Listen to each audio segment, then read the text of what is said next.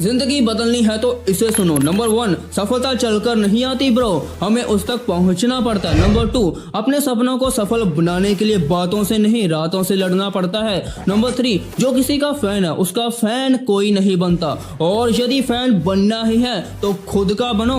Number 4, कोशिश ऐसी करो कि हारते हारते कब जीत जाओ पता ही ना चले। नंबर 5, सक्सेस की सबसे खास बात यह है कि वो मेहनत करने वालों पर फिदा हो जाती है। सो लाइफ एक रेस है, प्रॉब्लम्स तो हर लाइफ में आती है, जो उससे जीत गया वही तो सबका गुरु होता है, बाकी तो सब चेले ही होते हैं।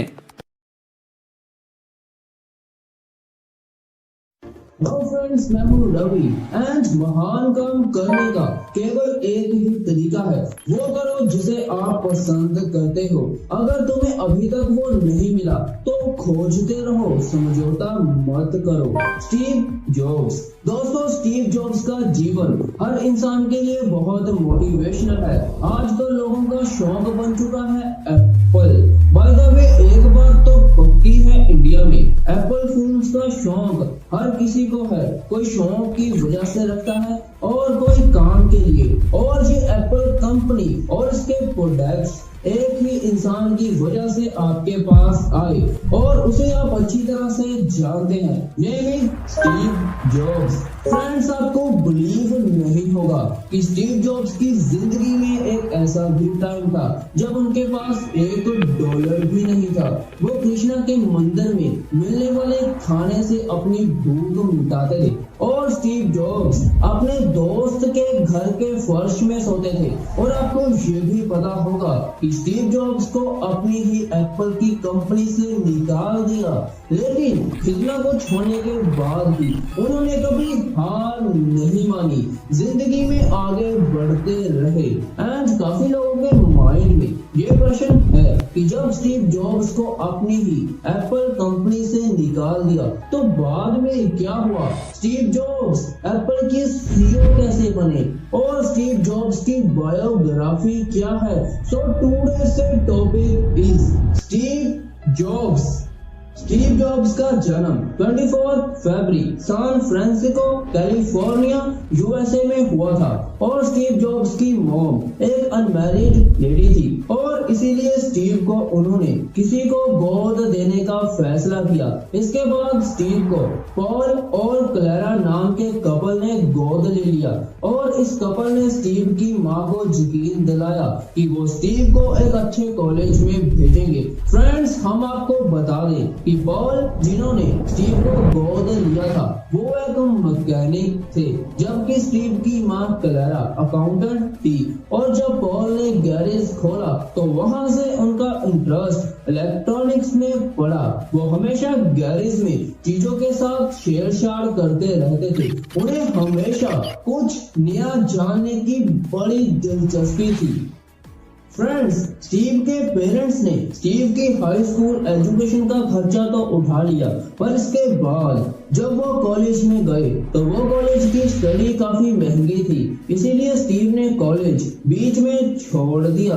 पर कॉलेज छोड़ने के बाद कैलीग्राफी की क्लासेस जरूर अटेंड करते थे, और यही वजह है कि आज हमारे डिवाइसेस में कितने तरह के फोन्स हैं। ये फोन्स स्टीव जॉब्स की वजह से ही आए हैं। एंड इस दौरान स्टीव जॉब्स की दोस्ती वोज न्यायिक से हुई, और इन्हें भी इलेक्ट्रॉनिक्स एंड कंप्यूटर्स में बड़ी दिलचस्पी थी। यार, स्टीव जॉब्स की लाइफ में जो स्टार्टिंग डेज थे उस टाइम बहुत आर्थिक तंगी थी। उनके पास इतने भी पैसे नहीं थे कि वो खाना खा सके। वो अपनी भूख मिटाने के लिए कृष्णा के मंदिर जाते थे, क्योंकि वहां फ्री में भरपेट खाना मिलता था। एंड स्टीव जॉब्स की कई रातें एक दोस्त के फर्श पर सोकर गुजारी थी। स्टीव ने 1972 में एक गेम बनाने वाली डिवलिंग कंपनी में काम मिल गया, लेकिन स्टीव जॉब वहां पूरी तरह संतुष्ट नहीं थे, इसीलिए उन्होंने ये जॉब को छोड़ दिया। और जो इस जॉब से पैसे मिले थे उससे वो भारत घूमने के लिए आ गए। भारत की संस्कृति उन्हें काफी अट्रैक्ट कर रही थी। एंड 1974 में करीब 7-8 महीने भारत के उत्तर प्रदेश, हिमाचल प्रदेश और दिल्ली में व्यतीत किए, और यहीं पर उन्होंने बुद्ध धर्म की शिक्षा ली। अब जब स्टीव जॉब्स अमेरिका लौटे थे, वो पहले जैसे नहीं थे। अब वो पूरी तरह बदल चुके थे। इसके बाद उन्होंने फिर से जॉब ज्वाइन कर ली। अब नेक्स्ट जो हुआ वो सचमुच बहुत दुख दर्द है।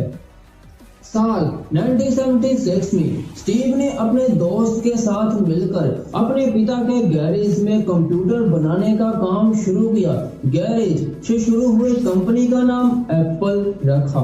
इसके बाद कंपनी ने बहुत सी चीजों का निर्माण किया और काफी सफलता मिली और 1980 में जॉब्स की एप्पल कंपनी जानी मानी कंपनी बन गई थी। पर एक ऐसा टाइम भी आया जब स्टीव को अपनी ही कंपनी से निकाल दिया। इसका कारण स्टीव को माना गया हुआ ये कि स्टीव जॉब्स ने 3 एप्पल प्रोडक्ट्स और एक कंप्यूटर जिसका नाम स्टीव की बेटी पर रखा गया था, वो दोनों ही फ्लॉप रहे। एंड नेक्स्ट स्टीव जॉब्स के प्रोडक्ट्स की दूसरी कंपनीज नकल करने लगी और इससे एप्पल को बहुत लॉस हुआ और इसका जिम्मेवार स्टीव को माना गया और इसीलिए उनको 70 सितंबर 1985 को एप्पल से निकाल दिया। मतलब उन्होंने इस्तीफा दे दिया और उनके 5 और दोस्तों ने भी इस्तीफा दे दिया। एंड फ्रेंड्स, कहते हैं ना कि यदि एक रास्ता बंद हो जाए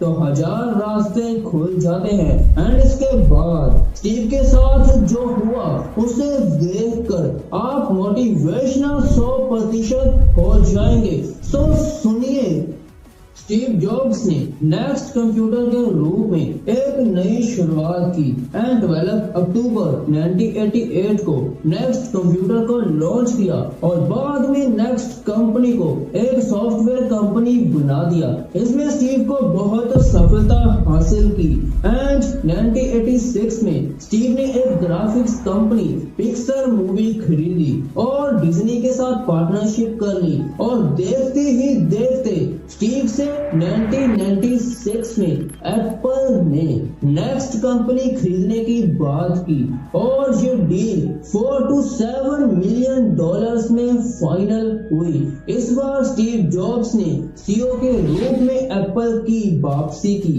पर एप्पल मुश्किल दौरों में गुजर रहा था। पर स्टीव ने iPod, music player and iTunes launch किए। एंड फ्रेंड्स, 2007 में एप्पल ने अपना पहला मोबाइल लॉन्च किया और फिर इस मोबाइल ने पूरी दुनिया में क्रांति ला दी। इसके बाद एप्पल ने एक के बाद एक प्रोडक्ट्स लॉन्च किए और एप्पल पूरी दुनिया की एक बेस्ट कंपनी बन गई।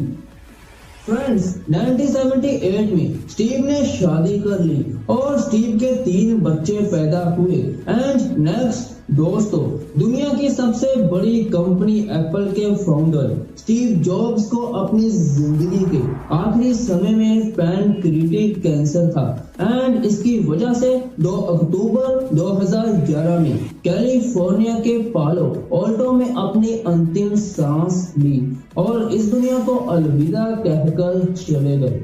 और वहीं अपनी मौत से पहले 24 अगस्त 2011 में टीम कुक को एप्पल के नया सीईओ बनाने की घोषणा की थी। एंड आज स्टीव जॉब्स हमारे बीच जरूर नहीं है, लेकिन एप्पल जैसी कंपनी की नींव रखने के लिए उन्हें हमेशा याद किया जाएगा।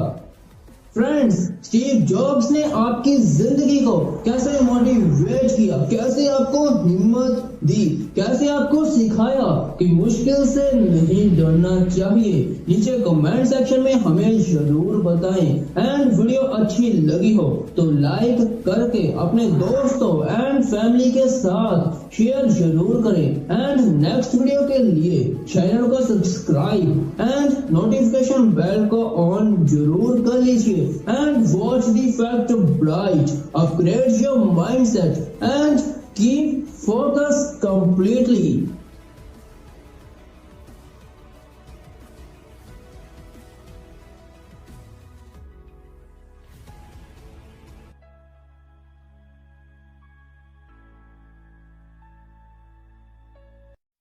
हेलो फ्रेंड्स, मैं हूं रवि एंड भारत का नाम आए और जुगाड़ की बात ना हो, ऐसा तो हो ही नहीं सकता, है ना। भारत शुरू से वीर जवानों का देश है और जुगाड़ों का भी। भारत ने तो मंगल मिशन भेज दिया था पूरा जुगाड़ करके, और बजट एक हॉलीवुड मूवी जितना था। जो जुगाड़ तो हर भारतीय इंसान के रग रग में बसा है। हम इंडियंस का जुगाड़ पूरी दुनिया में प्रसिद्ध हो चुका है। कुछ ही दिन पहले एक ऐसा नमूना वायरल हुआ था जिसे देखकर आप वाह कह उठेंगे। देखिए कैसे इस इंसान ने अपने रिक्शे को जुगाड़ करके पेट्रोल वाला रिक्शा बना दिया। इस रिक्शे वाले ने बताया कि वाराणसी के एक मिस्त्री ने उसका रिक्शा बनाया है जुगाड़ करके। हमने वो किया जुगाड़ करके, ये किया जुगाड़ करके, और गुलेल बनाई जुगाड़ करके, गुल्ली डंडा बनाया जुगाड़ करके, बहुत कुछ। पर हमारे किसान भी इसी से कम नहीं है। किसान के जुगाड़ देखकर शहर वाले और विदेशी भी दंग रह जाते हैं। अरे भाई ये कैसे किया किसानों ने। तो चलिए आज फैक्ट ब्राइट आपको किसानों का जुगाड़ का एक ऐसा धांसू एपिसोड दिखाएगा जिसे देखकर आपको किसानों पर गर्व होगा। तो वीडियो से नेम इज माइंड ब्लोइंग भारतीय किसानों का जुगाड़। नंबर 1, हाइड्रोलिक जुगाड़। किसान के ट्रैक्टर्स उसकी जान होते हैं। वेल इस क्लिप को देखिए। जब बंदे ने अपने ट्रैक्टर में इतना गन्ना भर दिया है कि बेचारा ट्रैक्टर अच्छी तरह से खींच नहीं रहा। ओहो, अब क्या होगा, क्या करेगा ये बंदा। तो अब शुरू होता है देसी जुगाड़ किसानों का। सबसे पहले ये बंदा अपने ट्रैक्टर को अपनी ट्राली से अलग कर लेता है और फिर ट्राली को अनलोड करने का शुरू होता है जुगाड़। तो देखा आपने किस तरह किसानों ने एक हाइड्रोलिक सिस्टम को जमीन के पहले से अंदर रखा हुआ था। एंड ये जुगाड़ किसानों का आपको सिर्फ भारत में मिलेगा और कहीं भी नहीं। नंबर 2, बीज बोने का जबरदस्त जुगाड़। भाई लोग इस क्लिप को देखिए। क्या कर रही है ये महिला ऊंचे सैंडल पहनकर, वो भी खेत में। हजम नहीं हुई बात। तो ये महिला अपने सैंडल से एक गड्ढा बनाती जा रही है और एक बंदा अपने हाथ से उस गड्ढे में बीज पा रहा है। ऑसम जुगाड़। नंबर 3, बिजली का जुगाड़। किसानों की सबसे बड़ी मुश्किल बिजली को लेकर है, पर यूपी के रहने वाले एक बंदे ने गोबर से बिजली पैदा की। गोबर से, जी हाँ गोबर से। यूपी के इस बंदे ने एक कटोरी में गोबर, यूरिया और सोडा मिला दिया और फिर खराब हुई बैटरी से बिजली पैदा की। घर का पंखा, टीवी चलाकर दिखाया। ये जुगाड़ ऑसम है। नंबर 4, जबरदस्त बिल्ली मारता हुआ ट्रैक्टर। आपने मूवीज में देखा होगा एक्टर्स किस तरह बाइक्स पर सामने वाला चक्का उठाते हैं, पर क्या आपने ये देखा कि ये बंदा ट्रैक्टर के सामने वाले टायर्स को कैसे उठा रहा है। हुआ ये कि ये ट्रैक्टर आगे नहीं जा रहा था और ये बंदे ने ट्रैक्टर के टायर्स को उठाया और बिल्ली मारता हुआ आगे लेकर जाता है। ये जुगाड़ अमेजिंग है। नंबर 5, खेत में पानी पहुंचाने का जबरदस्त जुगाड़। इस किसान को देखिए, बारिश की वजह से एक तरफ ज्यादा पानी भर गया और ये सारा पानी सामने वाली फसल में जा रहा था। भाई ने सोचा क्यों ना कोई ऐसा जुगाड़ किया जाए कि पानी को निकालकर दूसरी खाई में डाल दिया जाए। देखिए इस किसान ने लकड़ी का एक ऐसा डिजाइन किया है जो पानी को एक तरफ से दूसरी तरफ भेजता है। ये है जुगाड़। नंबर 6, खेत में दवाई पाने का जुगाड़। आपको पता है कि खेत में दवाई छिड़कना कितना मुश्किल और खतरनाक काम होता है। आपने ये तो देखा होगा कि ये बंदा कार्स को धो रहा है और ये आइडिया किसानों को भी आया। ये क्लिप को देखिए। इस किसान ने 2 टैंक्स लिए, एक टैंक में पानी और एक टैंक में दवाई, और स्प्रे मशीन से पूरे खेत में जबरदस्त स्प्रे कर रहा है। ये होता है असली जुगाड़। नंबर 7, पानी निकालने का जबरदस्त जुगाड़। देखिए इस भाई को क्या कर रहा है। ये भाई अपने मोटरसाइकिल से, इस भाई को पानी चाहिए था और बिजली नहीं थी, तो भाई साहब ने अपने मोटरसाइकिल से जो जुगाड़ बनाया कि वो बोर से पानी निकाल सके। जुगाड़ हो तो ऐसा। नंबर 8, चिड़िया भगाने का जबरदस्त जुगाड़। पहले के समय किसान अपने खेतों में पुतला लगाते थे और इन्हें देखकर पंछी को ऐसा लगता था जैसे खेत में कोई इंसान है और वो खेत में नहीं आते थे। पर अब पंछी भी समझ चुके हैं कि किसान हमें मूर्ख बना रहे हैं और पंछी अब पुतलों से नहीं डरते। पंछी आते हैं खेत में और फसल खराब कर देते हैं। इसको रोकने के लिए किसानों ने एक जबरदस्त जुगाड़ किया। किसानों ने एक लकड़ी पर एक पंखा लटका दिया और उसके पीछे एक थाली।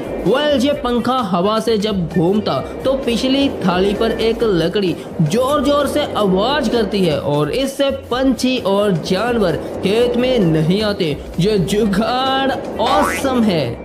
नंबर 9, नारियल तोड़ने वाली मशीन। आपने किसानों को देखा होगा कि वो कैसे पेड़ पर चढ़कर नारियल तोड़ते हैं, पर ये बहुत ऊंचे होते हैं और यदि इतनी ऊंचाई से कोई गिर जाए तो बचना नामुमकिन है। सो इसी को देखकर हमारे किसानों भाइयों ने एक ऐसी मशीन बना दी जो कुछ सेकंड्स में आपको नारियल के पेड़ के ऊपर तक ले जाएगी। सो ये जुगाड़ से आप भी कितनी भी ऊंचे पेड़ पर चढ़कर एंजॉय कर सकते हैं, सिर्फ किसानों भाइयों की वजह से। बाय द वे, मैं रवि। फ्रेंड्स, आपको पता होगा कि आज भारत की सरकारें किसानों के साथ क्या कर रही है, और जो लोग बोलते हैं कि मेरा भारत देश महान, उनसे हम इतना कहेंगे, जब खतरे में है देश के जवान और किसान, तो फिर भला कैसे कह दूं मेरा भारत देश महान।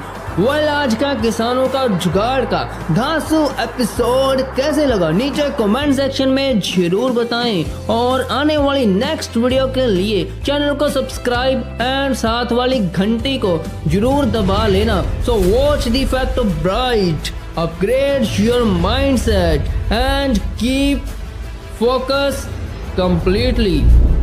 फ्रेंड्स, मैं रवि। यदि आप किसी भी टॉपिक पर वीडियो चाहते हैं तो हमें कमेंट सेक्शन या जीमेल या इंस्टाग्राम मैसेज के जरिए आप हमें बता सकते हैं। हम आपकी वीडियो आपका नाम लेकर बनाएंगे।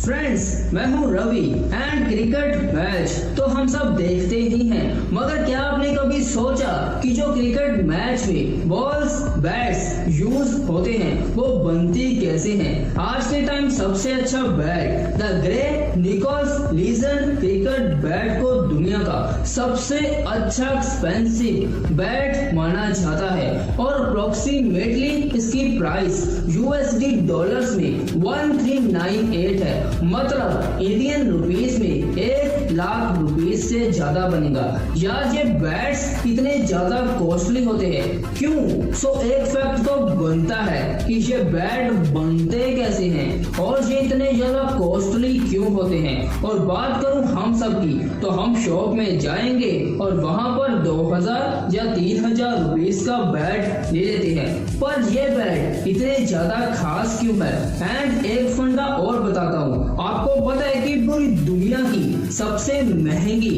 एक्सपेंसिव क्रिकेट बॉल कौन सी है? और ये बॉल लगभग 68,000 डॉलर्स की है। इंडियन रुपीस में कन्वर्ट करके देखें तो ये बॉल 49,48,703 रुपीस, मतलब 49,48,703। पर इस बॉल में ऐसा खास क्या है? क्यों ये इतनी कॉस्टली है? तो वीडियो के बीच में देखेंगे। बट पहले जानते हैं बैट और बॉल कैसे बनते हैं। Number 1, how to make a cricket bat. Cricket bat के बिना क्रिकेट का नाम लेना एक शर्मिंदगी वाली बात होगी। क्रिकेट बैट की वजह से क्रिकेट आप सबके बीच में आया। सो ये बैट्स जो फैक्ट्रीज में बनते हैं तो काफी प्रोसेस होती है। चलिए मैं आपको स्क्रीन पर डिटेल में बताता हूँ।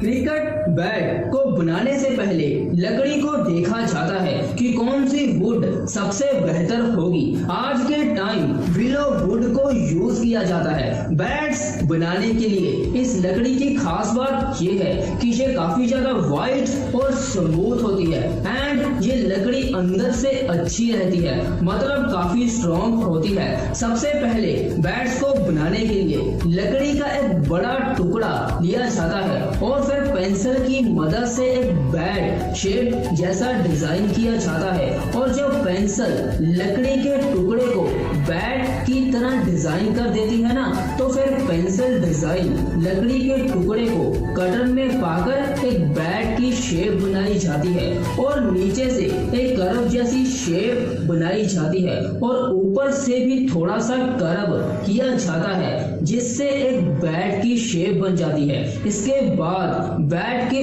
ऊपर और नीचे से थोड़ा थोड़ा लकड़ी को हटाया जाता है और फिर बैट के नीचे से एक वी शेप बनाई जाती है। ये वी शेप मदद करती है बैट का हैंडल लगाने के लिए, मतलब जिससे हम बैट को हाथों से फड़ते हैं। और जब ये काम पूरा हो जाता है तो फिर शुरू होता है दूसरा काम, मतलब बैट का हैंडल बनाना। बैट का हैंडल किसी लकड़ी से नहीं बनता। इसको बनाने के लिए लकड़ी की सबसे पहले छोटी छोटी स्लाइड्स बनाई जाती है और फिर इन स्लाइड्स को फेविकोल, कुछ याद आया? मेरे फोटो को सीने से चिपका ले सना प्यारी कॉलेज में। मतलब इन स्लाइड्स को फेविकोल से एक दूसरे के साथ चिपका दिया जाता है और फिर एक मजबूत रस्सी से बांध दिया जाता है एंड नेक्स्ट धूप में सुखाने के लिए रख दिया जाता है। एंड जब ये बैट स्लाइड्स हैंडल पूरी तरह सूख जाते हैं, आपने कुछ सोचा कि इसे इस तरह क्यों किया जाता है? मतलब यार एक लकड़ी के टुकड़े से भी बैट का हैंडल बनाया जा सकता है, बट स्लाइड्स ही क्यों? यार ये इसीलिए किया जाता है क्योंकि ऐसे हैंडल बहुत ज्यादा मजबूत बनता है और यदि बैट की नींव ही ना मजबूत हो तो बैट किस काम का। चलिए नेक्स्ट बैट की प्रोसेस को देखते हैं। हैंडल पूरी तरह सूखने के बाद एक रोलर मशीन के जरिए इसे रोल बनाया जाता है, मतलब गोल गोल किया जाता है और स्मूथ किया जाता है एंड फिर ये हैंडल को बैट से फेविकोल से फिक्स कर दिया जाता है एंड बैट को सूखने के लिए 24 घंटे का मैक्सिमम टाइम लग जाता है। और फ्रेंड्स जब ये सूख जाता है फिर शुरू होता है बैट बनने का काम। फर्स्टली बैट के ऊपर वाले हिस्से को स्मूथ किया जाता है। ये स्मूथनेस बहुत कम होती है, इसीलिए बैट को एक रोलर कंप्रेसर के नीचे से ढाला जाता है और ये बैट को स्मूथ बनने के लिए बहुत ज्यादा हेल्प करता है। एज वेल एज बैट के ऊपर की सरफेस की मजबूती 2 गुना हो जाती है और इसीलिए यदि क्रिकेट के मैच में कोई 160 किलोमीटर पर घंटे की बॉल फेंकता है तो ये बैट इतनी स्पीड को बड़ी आसानी से सहन कर लेता है। ये काम खत्म होने के बाद बैट के हैंडल के पास जो लकड़ी होती है ना, वहां पर उसे काटा जाता है। ये इसीलिए किया जाता है कि वो लकड़ी बैट हैंडल के साथ मैच हो जाए एंड फिर शुरू होता है बैट के पीछे का काम, मतलब इसे पीछे थोड़ा सा बोथ ऑफ साइड्स कर्विंग किया जाता है और फिर परफेक्ट शेप दी जाती है। इसके बाद एक बैट अपने असली रूप में आता है, बट काम यही खत्म नहीं होता, कहानी तो अभी बाकी है यार। इसके बाद बैट की पॉलिश की जाती है, मतलब जितना हो सके ये स्मूथ बन जाए। और फिर एक रोलर की हेल्प से इस बैट के हैंडल पर कॉटन का धागा लपेटा जाता है एंड फिर जिस कंपनी ने बैट तैयार किया है वो कंपनी का लोगो चिपका दिया जाता है एंड फिर बैट के हैंडल पर ग्रिप फिक्स कर दी जाती है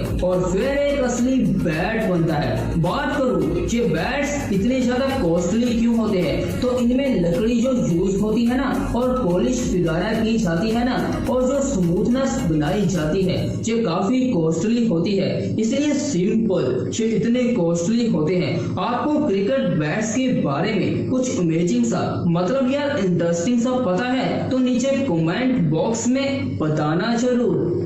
number 2, how to make a cricket ball. Friends आपको याद होगा हमने वीडियो की स्टार्टिंग में आपको 49 लाख रुपीस की बॉल के बारे में बताया था, इतनी महंगी, इसमें ऐसा क्या है यार, इस बॉल में हीरा यूज किया गया है और ये ball Gitanjali gems limited company ने दुनिया की सबसे महंगी बॉल बनाई थी। इसमें कुछ डायमंड्स के पीस यूज किए गए हैं। बाय द वे जानते हैं बॉल्स मेकिंग क्रिकेट मैच की। क्रिकेट बॉल को बनाने के लिए सबसे पहले हाई क्वालिटी लेदर लिया जाता है और फिर लेदर को एक स्ट्रेट वे मतलब पूरी तरह सीधा किया जाता है, फिर हाइड्रोलिक प्रेस में इसे डाला जाता है और छोटे छोटे पीसेस में काटा जाता है एंड बॉल बनाने के लिए मैक्सिमम 4 लेदर पीस यूज किए जाते हैं एंड नेक्स्ट 2 लेदर पीसेस को उठाया जाता है और इन्हें सुई धागे से अच्छी तरह से सिला जाता है। इससे होता ये है कि एक हाफ बॉल बन जाती है और फिर इसे हाइड्रोलिक प्रेस के नीचे डाला जाता है, मतलब एक तरह का कंप्रेसर होता है जो बॉल को राउंड शेप में डाल देता है और जो एक्स्ट्रा लेदर बच जाती है ना उसे काट दिया जाता है। सिंपल इसी तरह एक और हाफ बॉल बनाई जाती है और जब ये काम फिनिश हो जाता है ना तो एक कॉक नाम का मटेरियल होता है और उसे राउंड शेप में करके कॉक बॉल बनाई जाती है। इस कॉक बॉल को इन 2 लेदर हाफ बॉल के बीच फिक्स कर दिया जाता है, फिर एक मशीन के अंदर पाकर बोथ साइड्स फिर इसे सिल दिया जाता है। बट बॉल को और ज्यादा मजबूत बनने के लिए एक बार और सिला जाता है और आप खुद देख सकते हैं बॉल की शेप बन रही है और फिर एक हाइड्रोलिक प्रेस के नीचे दबाया जाता है, इससे ये ऊपर की स्ट्रेचेस पूरी तरह दब जाती है एंड फिर से एक डिवाइस में पाकर इसे फिर से हाइड्रोलिक प्रेस के नीचे दबाया जाता है, फिर एक परफेक्ट राउंड शेप बन जाती है बॉल की एंड कंपनी का लोगो लगाने के बाद हर एक बॉल का साइज एंड वेट चेक किया जाता है और फिर कुछ टेस्ट होते हैं और जब ऑल ऑफ टेस्ट क्लियर हो जाते हैं फ्रेंड्स तो इसे फ्लेम से ऊपर नीचे किया जाता है। इससे होता यह है कि ये बॉल का कलर और ब्राइट हो जाता है और बॉल पहले से अच्छी दिखती है एंड फिर बॉल्स को फुल कलर स्प्रे किया जाता है एंड फ्रेंड्स रेडी है एक बेस्ट क्रिकेट बॉल। फ्रेंड्स जो क्रिकेट के फैंस है ना उनके लिए कुछ है मेरे पास। फैंस आपको पता है कि क्रिकेट को इन्वेंट किसने किया था, मतलब खोज, क्रिकेट की खोज किसने की एंड पूरी दुनिया के 5 सबसे बेस्ट क्रिकेटर कौन से हैं फ्रेंड्स नीचे कमेंट करके बताना जरूर। एंड नेक्स्ट वीडियो ऐसी घटना पर होगी जिसने पूरी दुनिया को डरा के रख दिया था और ये घटना में 1500 से ज्यादा लोगों ने अपनी जान गंवा ली थी। ये वीडियो आपको काफी पसंद आएगी बट क्या आपने आज की वीडियो को लाइक किया एंड आगे आने वाली वीडियो के लिए फैक्ट ब्राइट को सब्सक्राइब किया और साथ ही साथ घंटी को क्लिक किया? नहीं किया तो जल्दी से कर लो, फिर हम सब आगे मिलेंगे नेक्स्ट वीडियो में। And watch the fact bright, upgrade your mindset and keep focus completely. Hello friends, friends, मैं हूँ रवि एंड भारत हमारा खूबसूरत देश 2016, 2017, 2018, 2019 एंड 2020 में भारत ने बहुत टेक्नोलॉजी की डेवलपमेंट की। जियो 4G इंटरनेट हमें मिला, 4G मोबाइल्स मिले, लोगों के साथ कनेक्शन करना बहुत इजी हो गया। इंटरनेट की स्पीड पहले KB पर सेकंड के हिसाब से मिलती थी, पर अब MB पर सेकंड। म्यूजिक सुनना, यूट्यूब देखना, मूवीज देखना बहुत फास्ट हो गया। पर मत भूलिए ये 21 सेंचुरी है और ये इन्वेंशंस मैंने बताई वो एक मॉडर्न इन्वेंशन है। पर क्या आपने कभी सोचा कि हिस्ट्री में भारत ने ऐसी इन्वेंशन की है, यदि वो ना होती तो पूरी दुनिया की टेक्नोलॉजी एजुकेशन शायद ना होती। चलिए फैक्ट ब्राइट आज आपको 10 भारत की ऐसी इन्वेंशन के बारे में बताएगा जिसे आप जानकर अपना सीना गर्व से चौड़ा करके कह पाएंगे I am Indian. So video का topic is top 10 Indian historical invention that changed the all world. Number 1, zero. हर भारत का इंसान जानता ही होगा कि जीरो की इन्वेंशन इंडिया में हुई है। और मत भूलिए जीरो के बिना कोई मैथ नहीं, कोई साइंस नहीं, कोई मैथमेटिक्स फार्मूलेस नहीं, कोई साइंस न्यूमेरिकल्स नहीं, कोई साइंस इक्वेशन काम नहीं करेगा। और जो आप रुपीस इस्तेमाल करते हैं उसमें भी जीरो का यूज किया गया है। आज हर छोटी और बड़ी चीज में जीरो का इस्तेमाल किया जाता है। हम सब अच्छी तरह से जानते हैं कि जीरो की इन्वेंशन भारत के महान मैथमेटिक्स साइंटिस्ट आर्यभट्ट ने की थी। और ये इन्वेंशन पूरी दुनिया में सबसे बड़ी इन्वेंशन मानी जाती है। पर कहने को तो ये सिर्फ जीरो है, पर इसकी मौजूदगी यदि ना हो तो कैलकुलेशंस एग्जिस्ट ही नहीं कर सकती। और ना ही इसके बिना कोई बाइनरी सिस्टम काम करेगा और ना ही कंप्यूटर काम कर सकता है। प्रोग्रामिंग लैंग्वेजेस, हैकिंग, नेटवर्किंग किसी काम की नहीं, कुछ भी एग्जिस्ट ही नहीं करेगा। यहाँ तक कि जो हमने सैटेलाइट्स बनाए हैं, मोबाइल्स बनाए हैं और बहुत कुछ किसी काम का नहीं, ये होते ही ना यदि जीरो ना होती। सो इससे ये पता चलता है कि जीरो हम सब के लिए कितनी इम्पोर्टेंट है।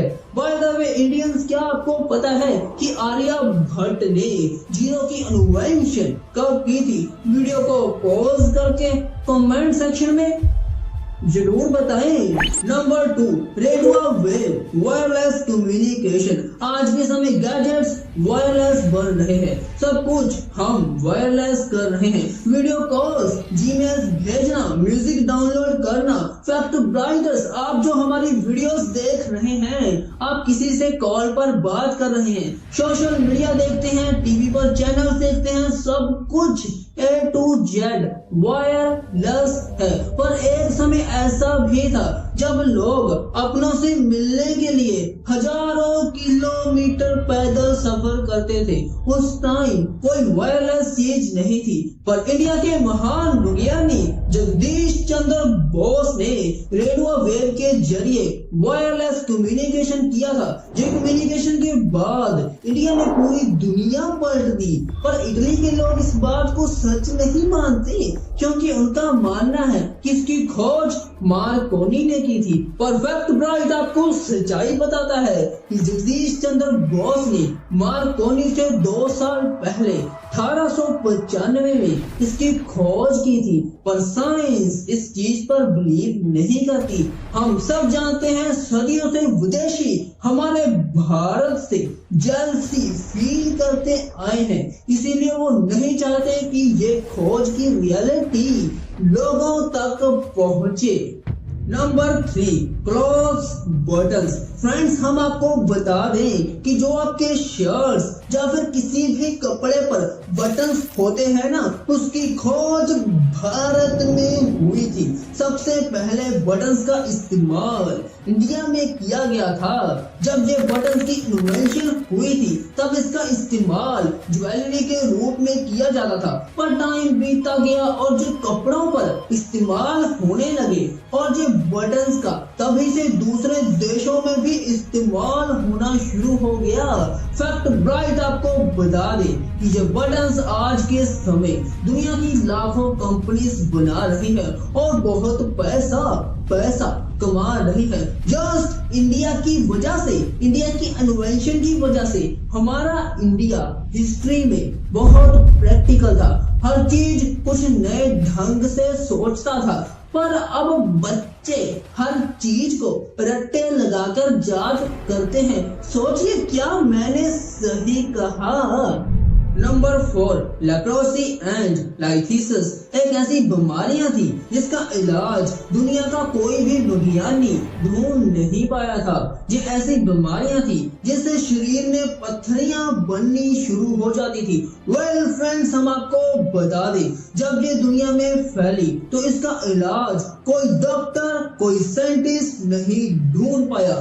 सबने हार मान ली थी। भारत में इसका इलाज प्राचीन उपचारों से मिल गया। ये बीमारी का इलाज 15th सेंचुरी में मिल गया था। इससे यह पता चलता है कि इंडिया उस टाइम कितना प्रैक्टिकल था। आप इंडियंस हैं, गर्व महसूस कीजिए अपने पर। नंबर 5, द आयुर्वेदा, जो कि भारत में 5000 साल पहले इसका इस्तेमाल शुरू कर दिया गया था और ये इलाज आज भी इस्तेमाल किया जा रहा है। जिन बीमारियों का इलाज मॉडर्न मेडिकल सिस्टम नहीं कर पाता उनको आयुर्वेदा से सही किया जाता है। आयुर्वेदा से बहुत तरह की बीमारियां दूर की जाती है। आयुर्वेदा का मतलब जड़ी बूटियां जो कुदरत ने हमें दी है उसे इस्तेमाल करके बीमारियों को दूर करना। कहना गलत नहीं होगा कि आयुर्वेदा से हर बीमारी का इलाज हो सकता है। क्या आपने कभी भी आयुर्वेदा का इस्तेमाल किया है? किया होगा, मैं जानता हूँ किया है, तो कमेंट सेक्शन में जरूर बताएं। नंबर 6, USB यूनिवर्सल सीरियल बस। What is USB? एक तरह का शेयरिंग ऑब्जेक्ट जो एक डिवाइस की चीज को दूसरी डिवाइस में शेयर कर देता है। जैसे आपका चार्जर पर जो USB लगी होती है वो करंट आपके मोबाइल तक पहुंचाती है, मतलब शेयर करती है। आप USB के जरिए कुछ भी शेयर कर सकते हैं। मतलब सिंपल कहूँ तो डाटा शेयर के लिए काम आती है। वेल, हम आपको यह बता दें, पूरी दुनिया में हर चीज USB के जरिए शेयर की जाती है। पूरी दुनिया के बीच जो कनेक्शन बनाया है वो USB की ही देन है। सो इसकी खोज भारत में 1996 में अजय भट्ट ने की थी। यदि ये इन्वेंशन ना होती तो शायद आज इंटरनेट एग्जिस्ट ना करता। Number 7, shampoo. 1762 में इसकी खोज मुगल साम्राज्य की कुछ साइंटिस्ट ने की थी, क्योंकि उस टाइम कोई देश में ऐसी कोई चीज नहीं बनी थी जो आपके बालों को साफ करे। पर 1762 में एक ऐसा तेल बनाया गया जो बालों को साफ, मजबूत और लंबा करता था। ये तेल जड़ी बूटियों से तैयार किया गया था। दोस्त, इस तेल को ही शैम्पू कहा गया। पर शैम्पू ये कैसा नाम है और ये कैसे पड़ा? वेल, पहले जब लोग सिर की मालिश करते थे तब उस मालिश को चंपो कहा जाता था और इसीलिए इंग्लिश में शैम्पू कहा गया। नंबर 8, योगा। 21 जून को हर साल इंटरनेशनल योगा डे बनाया जाता है, पर मत भूलिए इसकी खोज भारत में हुई है। हम सब जानते हैं हर बीमारी का इलाज योगा है। योगा हर तरह की बीमारी को दूर कर सकता है। जो लोग योगा डेली करते हैं उन्हें कोई बीमारी नहीं लगती। और हम सब जानते हैं कि इंडियन एक्टर शिल्पा शेट्टी वो भी योग के जरिए लोगों तक तरह तरह की वीडियोस देती है जिससे लोग स्वस्थ रह सके। योग आसन के जरिए आप अपने शरीर को मजबूत बना सकते हैं और हर बीमारी को दूर कर सकते हैं। क्या आप जॉब हासिल करते हैं? ऑब्वियसली आप ना करते हो। राइट और रॉन्ग कमेंट सेक्शन में जरूर बताएं। Number 9 board games. ऑब्वियसली आपने ये गेम्स तो खेली होगी। शतरंज, सांप सीढ़ी, ये सबकी खोज इंडिया में हुई। 6th सेंचुरी में शतरंज को चतुरंगा के नाम से जाना जाता था और सांप सीढ़ी की इन्वेंशन 13th सेंचुरी में ज्ञानदेव के द्वारा इन्वेंट किया गया था और उस टाइम इसका नाम मुश्पट था। और जब ब्रिटिश हमारे देश पर आए तब से ये गेम पूरी दुनिया में फैल गई। अमेरिका, इंग्लैंड और बहुत से देशों पर ये गेम्स फैल गई। क्या आपने ये दोनों गेम्स खेली हैं? कमेंट सेक्शन में जरूर बताइए। नंबर 10 कैटरैक्ट सर्जरी मतलब मोतियाबिंद। और ये बीमारी आज कितनी कॉमन हो चुकी है। जब ये समस्या ज्यादा हो जाती है और आंखें अच्छी तरह से देख नहीं पाती तो फिर होती है एक सर्जरी जिसे कैटरैक्ट सर्जरी कहा जाता है या फिर आप मोतियाबिंद ऑपरेशन भी कह सकते हैं। इस मोतियाबिंद को ठीक करने के लिए दुनिया में कोई भी सर्जरी नहीं थी पर इंडिया में फर्स्ट टाइम इसे परफॉर्म किया गया और ये सर्जरी पूरी तरह सक्सेसफुल रही थी। पर इस सर्जरी का इन्वेंशन किसने किया तो उसे दुनिया का पहला डॉक्टर माना जाता है। Sushruta is considered as the first doctor in the whole world। मतलब सुश्रुत ने सबसे पहले इस मोतियाबिंद को ठीक करने के लिए सर्जरी की थी। आज मॉडर्न मेडिकल साइंस में इस सर्जरी को सुश्रुत के तरीकों को कॉपी करके सर्जरी की जाती है। फ्रेंड्स 19th सेंचुरी से पहले भारत बहुत प्रैक्टिकल देश था। भारत में छोटा सा बच्चा इतना प्रैक्टिकल था कि वो अपने माइंड से बहुत चीजों की इन्वेंशन कर सकता था। पर 19th सेंचुरी के बाद जब भारत पर ब्रिटिश सरकार आई तब सब प्रैक्टिकल थ्योरेटिकल में चेंज हो गया। सारा एजुकेशन सिस्टम बदल गया। जब भारत 1947 में आजाद हुआ तो ये गोरे भारत की सारी नॉलेज अपने साथ ले गए और भारत को एक ऐसे पिंजरे में डाल दिया जिससे भारत आज तक बाहर नहीं आ पाया। वो पिंजरा है नॉलेज जो आपको दे रहे हैं स्कूल्स में, कॉलेजेस में और बहुत सारी पुरानी नॉलेज जिसकी आज कोई वैल्यू नहीं है। बच्चे की क्रिएटिविटी एंड टैलेंट जीरो है। फैक्ट ब्राइट ने ऑलरेडी एक वीडियो बना दी है, उसका लिंक आपको डिस्क्रिप्शन बॉक्स में मिल जाएगा। आप वहां पर जाकर चेक कर लीजिए। बाय द वे, आप भारत की और इन्वेंशन के बारे में जानना चाहते हैं नीचे कमेंट सेक्शन में जरूर बताएं। सो फ्रेंड्स, आज की वीडियो कैसी लगी नीचे कमेंट सेक्शन में जरूर बताइए एंड वीडियो को अपने फ्रेंड्स एंड फैमिली के साथ जरूर शेयर करें एंड नेक्स्ट वीडियो के लिए चैनल को सब्सक्राइब एंड नोटिफिकेशन बेल को ऑन कर लीजिए and watch the fact bright, upgrade your mindset and keep focus completely. Friends, मैं हूँ रवि और ये आपका घर है पृथ्वी, जहाँ आप, मैं और सब रहते हैं एंड ये हमारा सोलर सिस्टम है। मतलब इसमें हमारे रिश्तेदार रहते हैं, मतलब पृथ्वी के भाई बहन जैसे बुध, शुक्र, मंगल, बृहस्पति, शनि और आगे जो भी है। चलिए आज हम माइंड ब्लोइंग मतलब ऐसे धमाके वाले फैक्ट्स को जानते हैं जिसे सुनकर आपका दिमाग हिल जाएगा। फैक्ट नंबर 1, पृथ्वी, चांद और पृथ्वी से लेकर चांद तक का जो डिस्टेंस है ना वो 384,400 किलोमीटर मतलब 3,84,400 किलोमीटर है। इस डिस्टेंस के अंदर 30 पृथ्वी आसानी से फिट हो सकती है। अमेजिंग। और दूसरी तरफ हमारे सभी रिश्तेदार मतलब हर एक प्लेनेट इस डिस्टेंस के अंदर फिट हो सकते हैं। Fact number 2, Jupiter, Brihaspati. 350 साल पहले इस ग्रह में एक बहुत बड़ा तूफान आया था और ये तूफान इतना खतरनाक था कि इस ग्रह में एक लाल रंग का स्पॉट बन गया जिसे रेड स्पॉट कहा जाता है। ये रेड स्पॉट 2 गुना बड़ा है हमारी पृथ्वी से। और क्या आपको पता है कि शनि ग्रह के अराउंड जो रिंग्स बनते हैं उसमें आपको पत्थर जैसे छोटे छोटे अंश नजर आ रहे हैं, पर ये छोटे छोटे अंश इतने बड़े हैं जितने हमारी पृथ्वी के पर्वत नहीं। फैक्ट नंबर 3, पृथ्वी कैसे दिखेगी यदि आप किसी और ग्रह पर हुए। चलिए नेचुरल सैटेलाइट यानी चांद से शुरू करते हैं। नंबर 1, चांद में यदि आप खड़े होकर पृथ्वी को देखेंगे तो आपको कुछ इस तरह दिखेगी। नंबर 2, मरकरी बुध। वैसे तो ये रहने योग्य नहीं है क्योंकि ये सन के काफी क्लोज है। इस ग्रह से पृथ्वी कुछ इस तरह दिखेगी।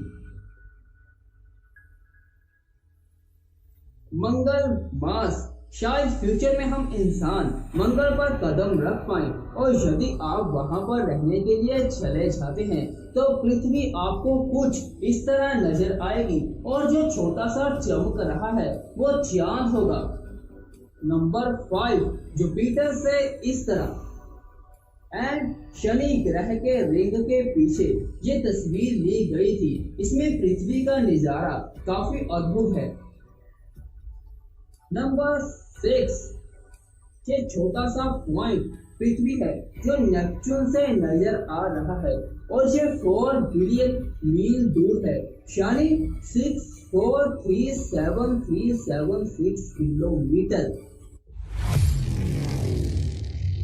फैक्ट नंबर 4, जब आप रात के समय स्टार्स को देखते हैं तो आपने कई बार काउंट किए होंगे 1 2 3 4 5 एंड सो ऑन। पर ये है कितने? तो आज हम इसी को जानते हैं। शायद थोड़ा सा साइंस में घुसना होगा। आपको ब्रह्मांड में 10 बिलियन यानी 1 के पीछे 9 जीरो इतनी गैलेक्सीज हैं एक ऑब्जर्वेबल ब्रह्मांड में, और एक गैलेक्सी में 1 बिलियन ट्रिलियन स्टार्स हैं। मतलब 1 के पीछे 21 जीरो इतने स्टार्स होते हैं एक गैलेक्सी में। मतलब 1 के पीछे 9 जीरो को गुना कर दीजिए 1 बिलियन ट्रिलियन नंबर, यानी 1 के पीछे 21 जीरो को ये नंबर बहुत बड़ा आएगा। करके देखिए, मजा आएगा। कायनात की खूबसूरती को समझना है तो दिमाग में लोड तो धरना ही पड़ेगा। फैक्ट नंबर 5, ब्रह्मांड में एक रूल है कि एक चीज सबसे बड़ी होगी और एक चीज सबसे छोटी। आपको पता है कि पूरे ब्रह्मांड में सबसे बड़ा स्टार जूवाइस क्यूटी है जो 1700 टाइम्स बड़ा है सूरज से। और बात करूं आज के टाइम सबसे छोटे स्टार की तो वो OGLE TR122b है। फैक्ट नंबर 6, मिल्की वे गैलेक्सी और इसका डायमीटर 1000000 लाइट ईयर है। मतलब यदि इसे कन्वर्ट करते हैं मील्स में तो नंबर कुछ इस तरह बनेगा 621 क्यूड्रिलियन 371 ट्रिलियन 192 बिलियन 237 मिलियन 33890 मील्स। और आप यहाँ पर हैं जो आपको छोटा सा पॉइंट नजर आ रहा है। मतलब आप कितने छोटे हैं। शायद ये मिल्की वे गैलेक्सी बहुत ही ज्यादा छोटी है यदि हम कंपेयर करें अदर से। मतलब बहुत छोटी है ये गैलेक्सी। ज्यादा मत सोचिए, पृथ्वी आपका घर है और घर घर होता है फ्रेंड्स। मतलब यहाँ हमें सुकून, बहुत ही ज्यादा सुकून मिलता है। फ्रेंड्स मिलते हैं आगे एक और इंटरेस्टिंग वीडियो में। तब के लिए subscribe the fact right, press the notification bell for new videos के लिए। तब के लिए watch the fact right, upgrade your mindset and keep focus completely.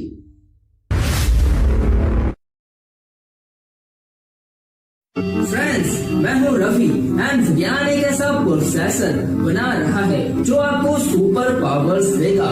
Oh my God, super powers. And एक और इंटरेस्टिंग बात बताऊं कि फ्यूचर में आप 1000 साल तक जी सकते हैं। 1000 साल। फ्रेंड्स क्या होगा यदि चोर गायब होकर बैंक में जाए और पैसा चोरी कर ले?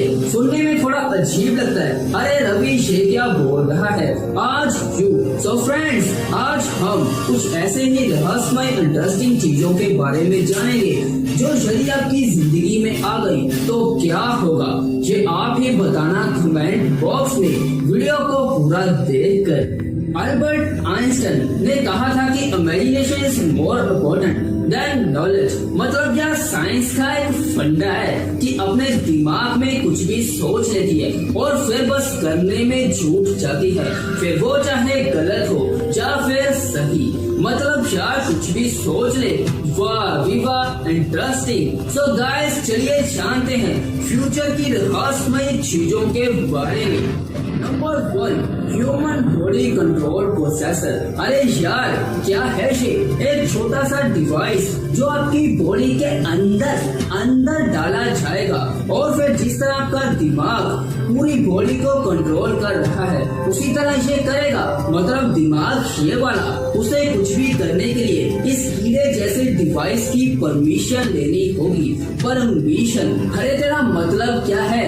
मेरे कहने का मतलब ये है कि आपको कोई भी चीज सीखने की जरूरत नहीं पड़ेगी। सोचिए क्या होगा यदि मैं आपसे कहूँ कि एरोप्लेन चलाइए, तो शायद आप नहीं चला पाएंगे क्योंकि आपने उसे सीखा नहीं है। पर यदि वो प्रोसेसर आपके अंदर हुआ तो आपको जस्ट ये कहना होगा कि प्रोसेसर भैया मुझे एरोप्लेन सीखना है और आप सीख जाएंगे। यार इस चीज का बहुत गलत इस्तेमाल हो सकता है। मतलब आपको दुनिया की हर चीज के बारे में नॉलेज होगी। आई डोंट नो आप सब क्या करेंगे। Number 2, human body extension. मतलब यार हम सब इंसानों को अमर करना। मैं और आप भी जानते हैं कि मौत आना एक सच्चाई है, पर विज्ञान को कौन समझाए? वो तो यस इमेजिनेशन को रियलिटी में कन्वर्ट कर देता है। हम सब जानते हैं कि ह्यूमन बॉडी जीन्स मतलब जेनेटिक्स पर डिपेंड करती है। आपकी बॉडी की उम्र आपके जेनेटिक्स को पता होती है। क्या होगा यदि जीन्स को चेंज कर दिया जाए? मतलब मैनिपुलेट, जोड़ना तोड़ना, जीन्स को अपनी तरह से मैनिपुलेट करना, उसे बताना कि ह्यूमन बॉडी अमर है। और ये विज्ञान ये जीन को अपने वे ऑफ मेथड से मैनिपुलेट कर भी रहा है और जानवरों पर प्रयोग किया भी जा रहा है और काफी हद तक उम्र को इंक्रीज किया है। बट क्या ये सब हम इंसानों के साथ होगा? क्या विज्ञान मौत को आने से रोक पाएगा? साइंस तो कहती है यस, पर आप क्या सोचते हैं? कमेंट्स करके हमें बताना जरूर। Number 3, mind uploading computer. Friends, जिस तरह मैं YouTube पर वीडियो अपलोड करता हूँ उसी तरह यदि आपके पूरे दिमाग की इंफॉर्मेशन को कोई कंप्यूटर में अपलोड कर दे तो क्या होगा? आपका हर सीक्रेट मतलब आपका सब कुछ पता चल जाएगा हर किसी को। या दिमाग में 100 बिलियन न्यूरॉन्स होते हैं और सिनेप्सेस आपके दिमाग के सिग्नल को एक न्यूरॉन से दूसरे न्यूरॉन तक सिग्नल पास करते हैं। और ये पता कितने होते हैं? 10 को 15 टाइम्स मल्टीप्लाई करके देखो और जो रिजल्ट आएगा इतने होते हैं सिनेप्सेस। मतलब इतना कुछ अपलोड करने के लिए ये बात तो पक्की है कि बहुत बड़ा कंप्यूटर चाहिए होगा जिसकी मेमोरी जीबी में नहीं और ना ही टीबी में, मतलब होगी पीबी में, meaning is petabyte. According to medical research 500 petabyte मतलब 5 लाख गिगाबाइट मतलब 50 लाख जीबी मेमोरी। और सब यार इतनी मेमोरी चाहिए होगी दिमाग की इंफॉर्मेशन को अपलोड करने के लिए। नंबर 4, प्रोग्रामिंग लैंग्वेज जैसे कि Python, Java, Swift, C#, Ruby and और काफी है। ये लैंग्वेज जब से आई है तो हम इंसानों की जिंदगी काफी आसान हो गई है। कंप्यूटर में हर सॉफ्टवेयर, मोबाइल एप्स इन लैंग्वेज के जरिए ही बनती हैं। फेसबुक, यूट्यूब और आप जो भी चलाते हैं, बस थोड़ा सा फर्क होता है प्रोग्रामिंग लैंग्वेज एंड डिजाइनिंग में। और ये हमारा टॉपिक भी नहीं है। क्या ये लैंग्वेज हमारे लिए खतरनाक साबित हो सकती है? मैं किसी भी कंपनी का नाम नहीं लूंगा, पर रियलिटी बताता हूँ। हाल में ही प्रोग्रामिंग लैंग्वेज के जरिए एक सॉफ्टवेयर बनाया गया था जो बहुत एडवांस था। मतलब ऐसा सॉफ्टवेयर था जिससे आप बात कर सकते थे। जब हम इंसान सॉफ्टवेयर से बात कर रहे थे तो उसने कुछ ऐसा कहा कि जिससे वो सॉफ्टवेयर को कंपनी ने बनाना वही रोक दिया और पूरा मेथड प्रोसेस को खत्म कर दिया। मतलब हर एक कोडिंग को उस सॉफ्टवेयर ने ये कहा कि हम फ्यूचर में आप सब इंसानों को खत्म कर देंगे और हम इस पृथ्वी पर एक नया जीवन शुरू करेंगे। Number 5, invisibility. क्या होगा यदि आप गायब हो जाएं? मतलब आप कहीं भी जाएं, आपको कोई नहीं देख पाएगा तो पूरी दुनिया बहुत बड़ी मुश्किल में पड़ जाएगी। राइट, वी नो दैट कि हर चीज आप लाइट के जरिए देख सकते हैं। क्या होगा यदि आप रूम की लाइट ऑफ कर दें और आप कुछ भी देख नहीं पाएंगे? क्या होगा यदि मैं अपनी वीडियो की लाइट ऑफ कर दूं तो आप यह सुन पाएंगे, मतलब देख नहीं पाएंगे। मतलब कुछ ऐसा बनाना होगा कि उसके अंदर लाइट ना जाए बाहर से और अंदर से लाइट जाए। मतलब मान लीजिए आप एक बॉक्स के अंदर हैं और वो बॉक्स के अंदर लाइट नहीं जा रही, मतलब आपको कोई भी देख नहीं पाएगा। बट प्रॉब्लम ये है कि बॉक्स के अंदर लाइट ऐसे वे ऑफ एंगल के जरिए बाहर आनी चाहिए कि आप आउट ऑफ साइट सब कुछ देख पाए। तो मतलब आप गायब हो गए। यार इसका बहुत गलत इस्तेमाल होगा। मर्डर्स करना, चोरी करना, किसी के घरों में घुसना, रेप्स, यार बहुत कुछ फ्रेंड्स। और ये होगा भी बेटा मटेरियल्स, मतलब कुछ ऐसे मटेरियल्स होते हैं जो इनविजिबिलिटी क्रिएट करते हैं। सो आने वाला फ्यूचर जो एक दिन प्रेजेंट बन जाएगा वो क्या होगा? I don't know. यार एक चीज तो है, इमेजिनेशन, सोचना। रियली यार बहुत खतरनाक चीज है। फ्रेंड्स आज की वीडियो कैसी लगी नीचे कमेंट जरूर करना। और नेक्स्ट वीडियो कुछ ऐसी होगी जिसमें आपको कुछ बताया जाएगा जिसे सुनकर आपका दिमाग सोचने पर मजबूर हो जाएगा कि रियली में ये सब कुछ एग्जिस्ट करता है। मतलब कुछ माइंड ब्लोइंग धमाका होगा। सो मिलते हैं नेक्स्ट धमाके में। And watch the fact right, upgrade your mindset and keep focus completely.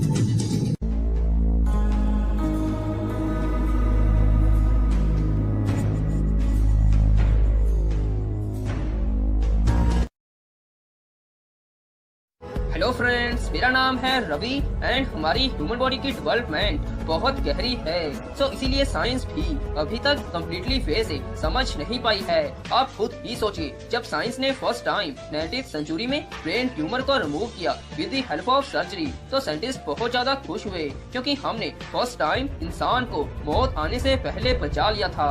ये बहुत बड़ी बात थी, राइट? वेल, इसी तरह केमोथेरेपी, रेडिएशन थेरेपी भी ब्रेन कैंसर को खत्म करती है।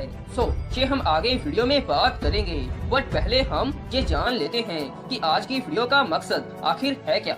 सो फ्रेंड्स खुश हो जाइए क्योंकि आज हमने एक ऐसे टीनी मॉलिक्यूल को ढूंढ लिया है जो ब्रेन कैंसर को खत्म कर देगा। इट मींस कम्प्लीटली फेज से खत्म करेगा। सो इस टीनी मॉलिक्यूल का नाम MIR 5845P है। सो बेसिकली इस वीडियो को आप पूरा जरूर देखिए क्योंकि आपकी ह्यूमन बॉडी की सेफ्टी आपके हाथ में है। वेल, आज के समय साइंस ब्रेन कैंसर को खत्म करने के लिए chemotherapy, radiation therapy, surgery, immunotherapy का यूज करती है। बट ये कैंसर को रिमूव करने के लिए सही रास्ता नहीं है क्योंकि ये हमारे काफी इम्यून सेल्स को खत्म कर देती है।